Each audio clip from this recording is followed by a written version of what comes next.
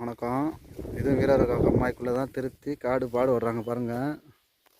எல்லாம் மக்காச்சோளம் போட்டுருக்காங்க. அவங்க வீரர் கம்மா இங்கே இருந்து கிட்டத்தட்ட 5 கிலோமீட்டரு கம்மா விரி உள்ளது.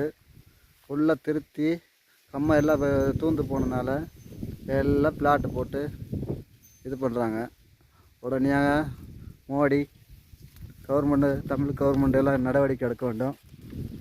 தென்காசி கலெக்டர் உடனே நடவடிக்கை எடுக்க வேண்டியிருக்கும். சீக்கிரம் வாங்க. எல்லாம் பிளாட்டு போடுங்க.